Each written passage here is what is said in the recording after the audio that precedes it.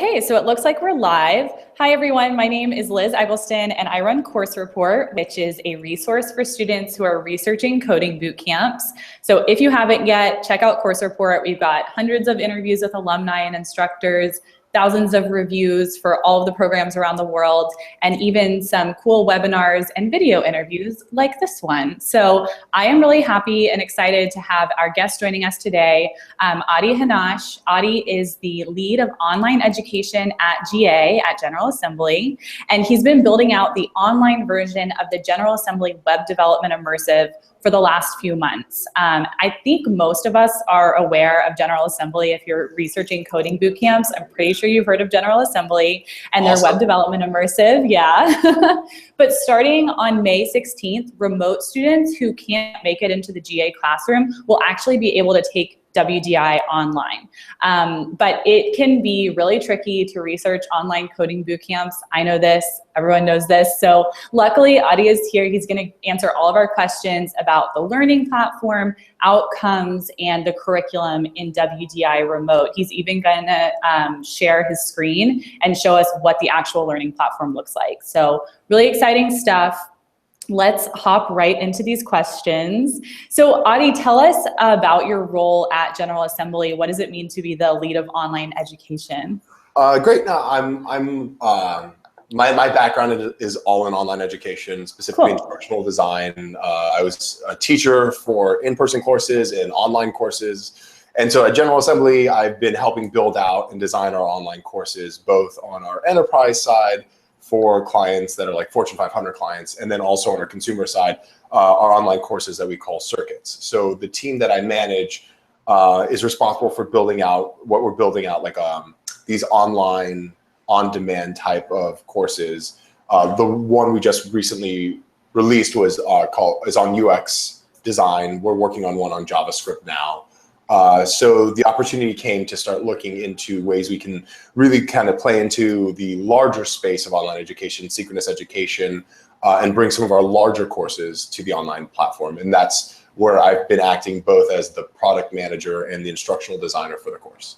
Amazing. So like, what's exciting about bringing WDI online? So we've seen like Dash from General Assembly before. We've seen these circuits for UX UI design and other subjects.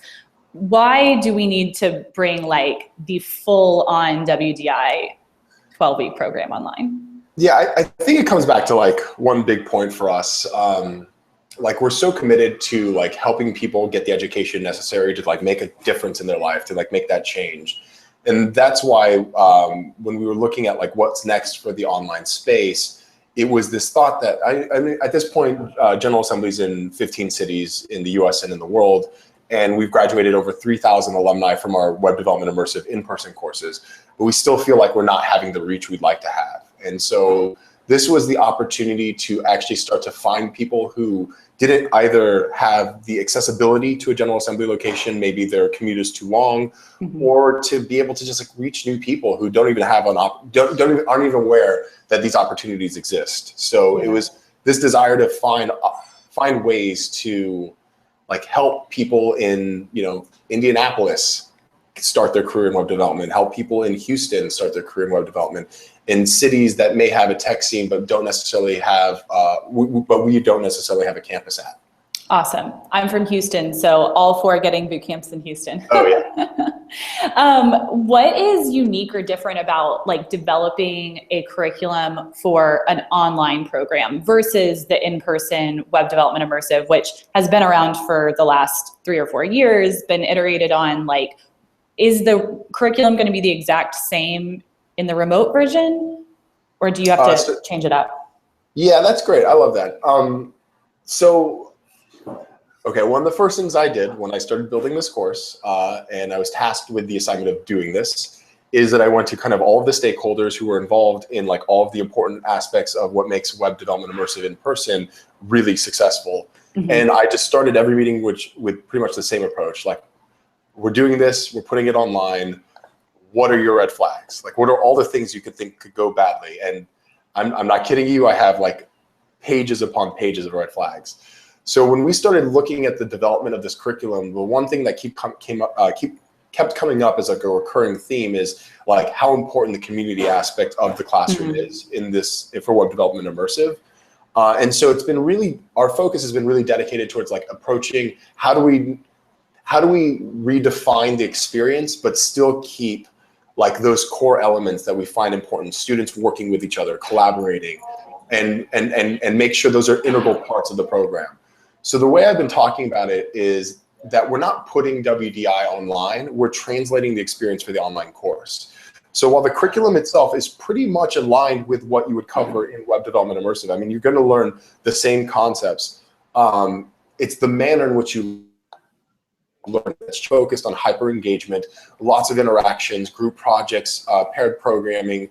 I mean, throughout the class, you're not just sitting there and watching a video. It's not pre-recorded content. So you're working with a live instructor. Even the manner in which they're engaging with you is through multiple modes. So either chat, you're on video, you can talk through your microphone. We're really making sure that our students understand that they're not alone in this process. And that's why we really took this approach. Right, because I think like when we think about online education, that's one of the biggest roadblocks is like attrition. The completion rate for traditional online education, MOOCs are almost, I mean, it's like 13%, right? Like it's pretty low. If we're lucky.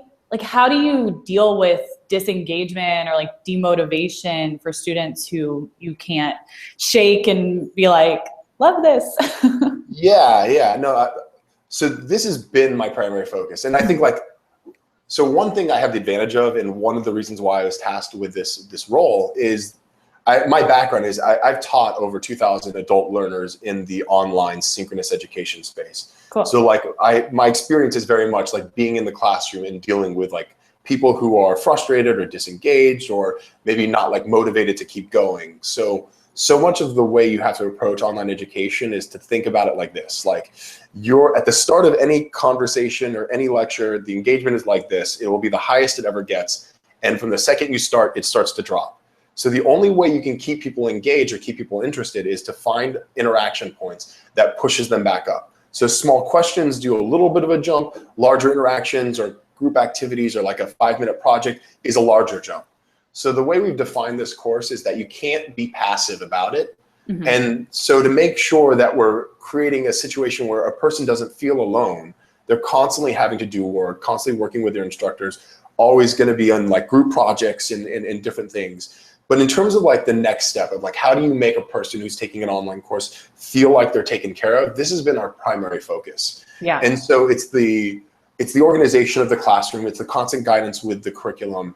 But we're developing things like every day, you like in the course, in the classroom, which might have anywhere from 15 to 25 students, you'll actually be in a smaller group within that class. And you'll have stand-ups throughout the day where that group of like 4 or 5 students is meeting with their team leader, one of the instructors, throughout the day, just to be like, how are you doing? Tell me how that lesson went. Do you have any questions, anything? You know, and getting those check-in points as a group to build community, to make sure it's personalized, to make sure that it's customized to what a student needs. And that's been a huge focus of everything we've been doing is like, how do we create those real life interaction moments that makes a student understand they're in a classroom, it just happens to be online. Awesome. That's really cool. So, okay, you mentioned having smaller groups. I want to talk a little bit about teaching style. Is there one main instructor and then there are like several sort of mentors, or how are you structuring instructors? So since this is a live course, we're making sure there's multiple instructors always around. In fact, like our student to teacher ratio is somewhere going to oscillate between like 4-to-1 to 6-to-1. Wow. So making sure that our students have someone they can always reach out to. Right. In terms of like the teaching style, so we have lead instructors who are responsible primarily for like the presentation, and then instructor associates who are there to help out, provide additional guidance, who run like labs or mini morning exercises, things like that. So it's spread out through the day. Throughout the day, you'll have like exercises in the morning, you'll have a morning lesson, an afternoon lesson, you'll have a lab in the after the afternoon lesson. You'll have stand-ups spread out throughout with your team leaders. So the idea is whenever you're in an actual lesson, you always have at least 2, you always have the instructor who's presenting and talking to you, but there's also always at least one other instructor in like the different room, like in the chat box, or being able to talk to you or pull you aside and answer any questions you have. And we have 2 other people who are there also just in case they need to be there. So we make sure that like with online, you always can have that student who's like, I'm not getting it. We have the ability to say, great, let's put you aside. Let's have you jump on a microphone with one of your instructors. They'll walk you through this step. You got it? Great, let's put you back in the classroom ready to go. Cool. I mean, that sounds a lot like an in-person boot camp to me. Yeah, so it's the most exciting thing is like, has been defining how we translate this experience for the online to still keep those aspects of the in-person course and the in-person experience that are so important to like learning. Right. Well, and I think that's really interesting when you think about online, you know, you'll see a lot of like mentor driven online programs. Did you play with that idea ever before landing on the ultimate idea to have like one instructor sort of leading the class and having like even a cohort? We looked at multiple possible models.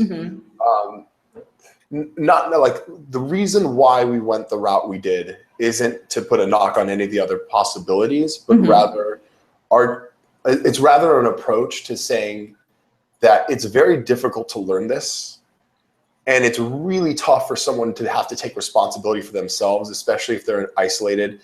And a lot of programs where you have like a mentor driven model, it's like people doing work on their own and then like checking in with someone throughout the period, like every week or daily even.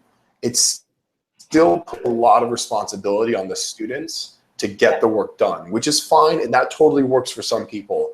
What we wanted to make sure is we provide an experience that anyone, depending on their range of motivation, the super motivated to the person who's like, I know I want to do this, but like on a day-to-day, I need someone driving me, that they'd have the type of personal interaction and the customization that like an instructor in the room with them all day is able to provide. Right. So it makes it a little bit more difficult because it is an immersive course. Like you're expected to be there all day, 5 days a week for the course of 13 weeks.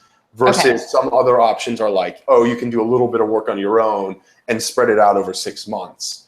Right. That was my next question, which I was kind of getting the answer to, but this is a full-time experience, right? You're making a full-time commitment. So students can't have a part-time or full-time job in addition to WDI Remote, right? That's our absolute recommendation is that you're going to commit for the 13-week period to this so that you will sleep, eat, breathe, dream, code. And then when you come out, you'll be ready to start that career. Right. Are the admission standards for WDI Remote basically the same as in person, or do you have additional admission standards? Are there like time zone restrictions, I guess?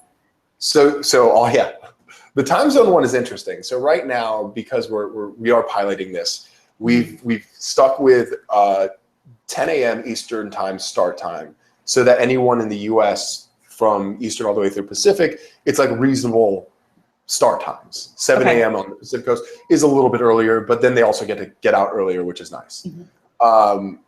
That said, we have a student in London who's taking this course and one in Australia.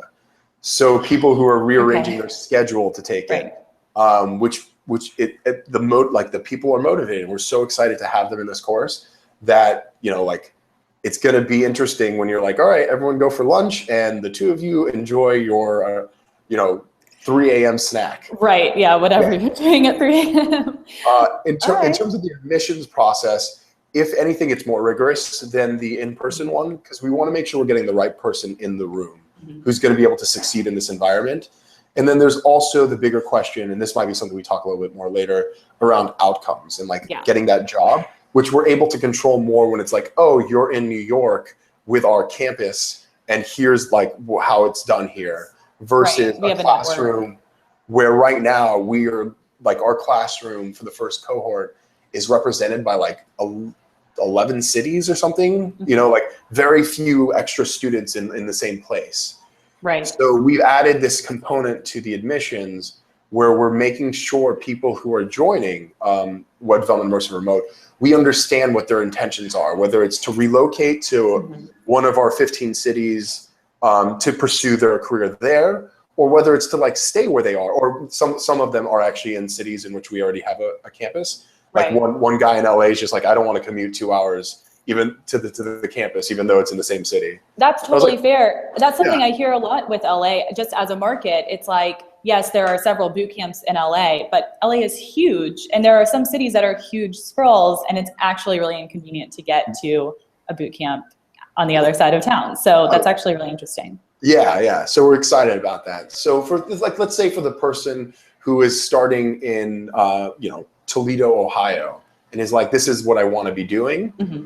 We want to just be very forward with that person to begin the process. So as part of the admissions process, one of the first things they're going to do is go through, we know like types of jobs our graduates tend to get in web development. And we say, use these resources, find 10 or 15 of these positions in your city. If that's what your job, like you're saying, I want to stay in this city, like find them, let's see, and we'll look at them together and let's see if it's the right fit. Mm-hmm. And now if they come back and they say, man, I was able to find 50. It was super easy. We're like, great. Now we know this is a good spot for you, that the opportunities are there for you. But if they come back and they say, no, I found 3, then we'll have to be honest. We're like, hey, if there aren't positions there, this may not be the right fit for you if you want to stay there. You might want to consider relocating somewhere else where there are more opportunities. But we make that very clear in the process. Like if you're going to stay where you are, we're going to work with you to do everything we can to help you start that career.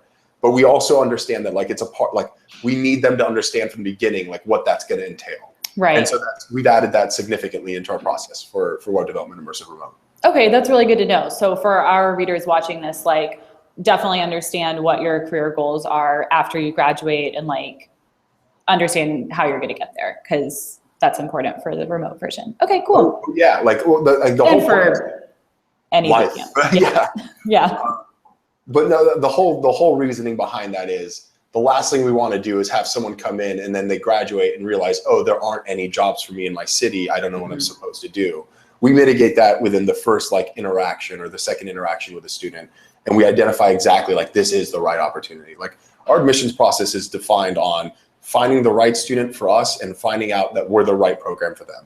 Cool. That's a great way to phrase it. I like that. Okay, I want you to share your screen and take us through the platform in a second, but just for some of our viewers who may not be familiar with the WDI curriculum, can you just explain like what it's going to cover? It's Ruby on Rails with JavaScript as well, right? So so one thing about the curriculum, and it's kind of exciting, like we try to update it based off of like what is relevant in the workspace. So our primary, like in our curriculum, we definitely had HTML, CSS. We covered the entire mean stack for JavaScript. Oh. Then we have an extra section we have a section on Ruby as well.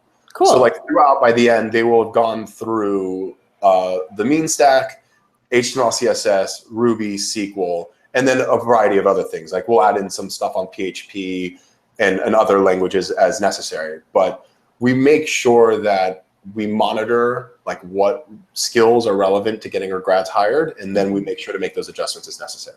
Cool. So mean stack. Interesting. Yeah. Fun. Okay, well, Adi, will you share your screen and show us the WDI Remote Platform? Of course. Okay. So you're going to see yourself, I think? Yes. Okay. Hi.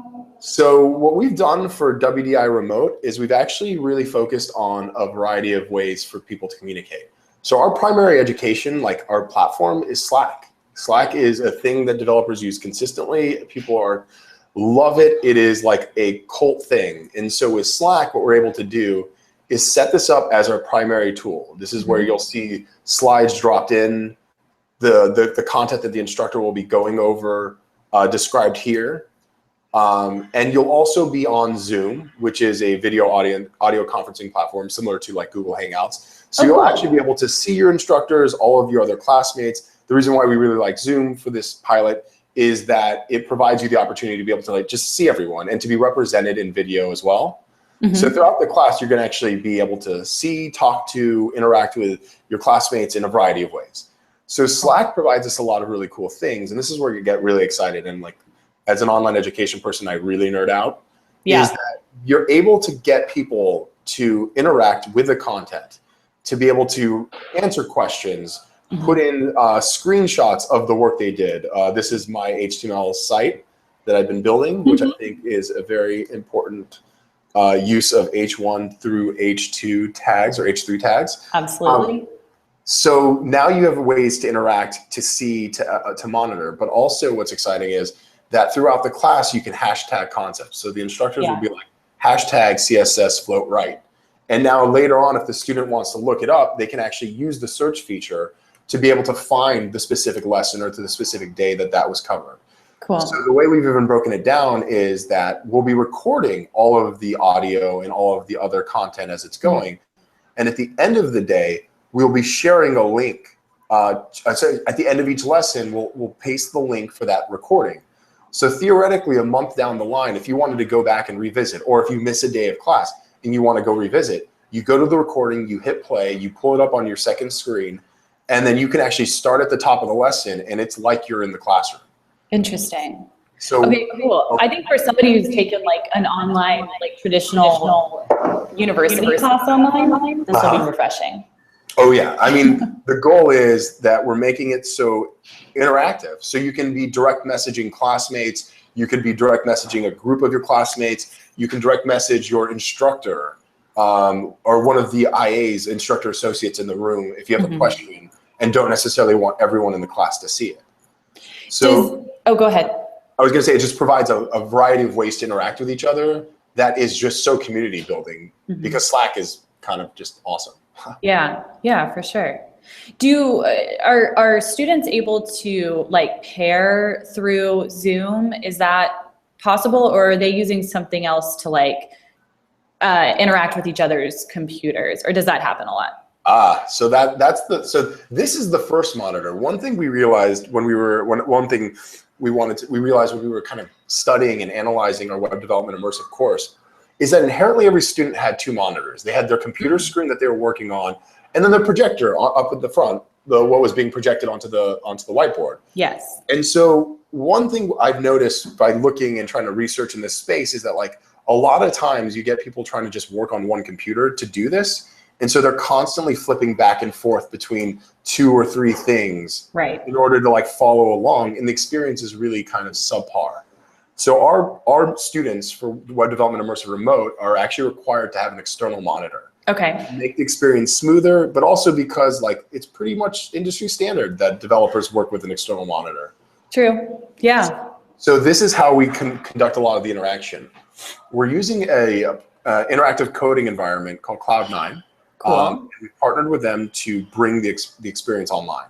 So every student will have their own IDE, their online coding environment, and they'll be able to, in this case, stay in like you'll usually have 2 of these open. One will be your instructor screen. So everyone will be able to follow along with their instructor and see what he or she is typing as he or she types it. You can highlight sections of the code. You can highlight sections of the code. You can even open your own workspaces as it's going on. That's cool.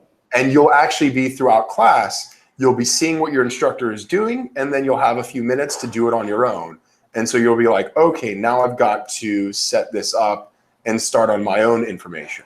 Yeah. And then going through and working. So you're actually working in multiple, 2 environments. One is the entire classroom. And then in this environment, if you want to, if it's a paired programming situation or group project, you actually then add people and you can actually share this with 3 other people or 2 other people. And now you're working in a collaborative online environment. And what's really cool is it also tells you like, if the instructor comes into your like project and is like saying like, just check in, see how you're doing, they can actually see who's writing which line of code so that they can give proper feedback to the right person.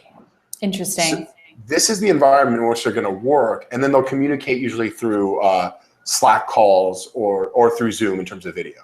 Okay, cool. So we're looking at Slack, Zoom, Cloud9. Any other like tools or like anything proprietary that GA is like built for the remote class, or those are 3 main ones? These are the three main ones right Cool. now. We're in the process of kind of testing. I mean, we are running this as our pilot program. Yeah. And we've designed it to work on these. And as we go through, we'll be kind of looking at what the right approach to building this out on our own is. Sure. Cloud9 in particular is a very like malleable workspace environment that would provide us a lot of flexibility and customization. So a huge part of the bootcamp experience is building projects, right? Like building your portfolio, learning through projects. How do students sort of, like, where does that factor in? Are they working together on projects? Is it a lot of like individual projects because they're online, or? Oh yeah, so it's a mixture of both. I'm gonna jump off the screen share if that's all right. Or yeah, that's cool, because this is actually, yeah, that was an awesome explanation of the platform. Cool. Great. Yay. So in terms of projects, I mean, our entire course is project-based. The whole point is, in order to start your career in web development, you need to have a portfolio of work you can show off on your own. Cool. So there will be group projects, but there will also be a significant amount of individual work. Mm-hmm. One of the things I didn't point out was Cloud9 will sync up with your GitHub account. So they'll be able to store everything in their GitHub repo and then eventually share that as necessary. Cool. In any way they need. So yeah, we're basically providing them the environment to develop the projects that they need and the guidance to do so, to really kind of get their foot in the door when it gets to like starting their career. Yeah. Okay, so this is the pilot program. How are y'all taking, I am assuming that there will be hurdles and bumps. How are you sort of preparing yourselves for that feedback? Like, will you be iterating on things throughout the first cohort, or is it like a end of cohort redesign, or how are you doing it? Okay, so yeah, so on that note, we're offering for the first cohort a tuition credit based off of what our normal price is. And so what that is part of the agreement is to kind of like do some user interviews with us. And basically, I will at some point talk to every student who is taking the course and get their feedback. Mm-hmm. And we will be optimizing on a daily basis, not even like on a cohort basis. The whole goal is every day will be better than the last one. And as we go through and we develop our understanding of the interactions and really finding what the students are able to connect with, that's what we'll really grow around. But we're just excited. So one, we've already vetted like the approach we've taken. We've run multiple demos, and we're in a very like, we are so confident this is going to work. We're so excited to be able to do this. And I think we're creating something kind of special here in terms of like a truly interactive, instructive online environment. Yeah, I think as we've seen a lot of boot camps start to think about how to expand online, it's really important to get this perspective on like exactly what it's going to look like, exactly what your time commitment is going to be like. It can be really hard to do that research and understand the difference between different online boot camps. And so I think this is like a really good rundown, because it, this is a full-time commitment. It's definitely not part-time, not something you can do with another job. And that's really good to know for our readers. So definitely appreciate that. Yeah, I mean, the way we put it is you're just at GA's newest campus, your living room. Yeah. It's just you're just happy you're on the GA campus. It just you can, pants optional, really. Yeah. What do you recommend? Like, so obviously a lot of work is going into building online community. Do you recommend like other offline sort of things that the online students should be doing? Like, should they be going to meetups constantly? Like anything like that, networking events? Oh yeah, as part of our admissions process, one of the things students will do is identify about 8 to 10 networking events in their area. Cool. And basically commit to doing it. A huge component of the web development immersive experience, as well as the remote experience, is our career coaching. And we actually have every week you have a dedicated lesson with your career coach. You have a dedicated working lunch with your career coach, as well as many one-on-ones as you want to schedule with him or her. Mm-hmm. The goal is not only preparing someone in all of the hard skills, but also those soft skills that are necessary to starting that career. Yeah. Things like, how do you handle the tech interview? Let's work on your cover letter and resume, your LinkedIn profile, making sure you have a clear understanding of your brand, not like your Instagram handle, but like your brand in the sense of what makes you different from other people applying for the same jobs. Mm-hmm. Negotiation, how do you negotiate your salary once you've gotten to that point? So like our curriculum and our work with our students extends beyond just teaching them languages and how to think like a programmer. It teaches them how to actually be a programmer. I know we're early on in, first cohort has not even started, but are employers excited about the opportunity to work with online students, or do you foresee that being like something that you just have to kind of do some convincing on, overcome that roadblock? So we have been very fortunate to have worked with so many employers at this point that getting on the phone with them was very easy and just explaining to them what we were doing. And pretty much across the board, the first thing I asked them was, web development, immersive, online, remote, what are your hesitations?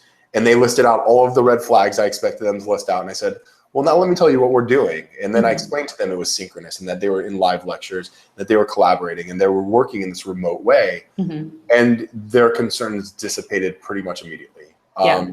The people we've talked to, once they understood the scope of what we were doing and that it wasn't like 15 recorded videos a week and then meeting with like a person for an hour, they immediately were like, oh yeah, then they're basically graduates of web development immersive. And I said, they're exactly graduates of web development immersive. Right. And then they've been fully supportive about this. Cool. Amazing. Well, I think that those are all of my burning questions about WDI Remote. Is there anything that we totally skipped over that you want to make sure our readers know about the upcoming cohort? Starts May 16th. Do you still have room in this we do. cohort? We do. Okay. For now, yeah, we're looking good. I'd say if you're interested in getting in, probably starting the application sooner rather than later. Okay. Because also part of it is we tend to have, we do a cutoff about a week or two before the course starts, as we provide about 40 hours of pre-work to get everyone like level set before they come into day one. Stuff on HTML, CSS, making sure they're comfortable in the coding environment, GitHub, that kind of thing. So that when we get started, that we're starting from a place of like, okay, we have a familiarity and we're ready to get going. So because of the time needed to do that, the admissions process, we tend to end it a little bit earlier, not like leading up right to the day of. And so just to make sure our students have the time to do the pre-work. Amazing. I'd say like, this is not like your uncle's online course, This is not a forum or recorded content. This is a live classroom, constant engagement, assessments throughout, projects, interactions. One thing that I think came up a lot when I was talking to partners about hiring students, not just out of an online coding like course like this, but rather just like any course. And one of the soft skills that came up consistently was the ability to collaborate. And that's why we've been so keen on including it such an integral part of our course, because our students do graduate with this like strong ability to collaborate, and collaborate in a remote environment is exactly what developers need to be able to do.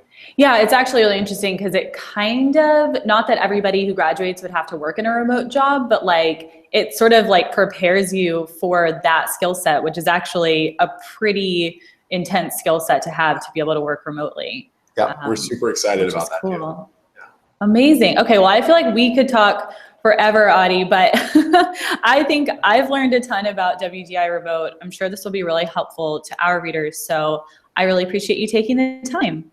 My pleasure. Thank you for hosting this and letting me talk about something I've just had an absolute blast getting to work on and build. It's been so fun. And I think the biggest thing I'd like to say is like, this is going to delight a lot of students, and I'm excited to see it happen. Great. Well, congratulations, and look forward to seeing the first cohort and then many cohorts after that. And to everyone who's watching, thank you so much for tuning in. I hope you learned something about the WDI Remote. Next class starts May 16th, but there will be cohorts after that. So you can go to generalassemble.ly. Yeah. Or ga.co. Or ga.co.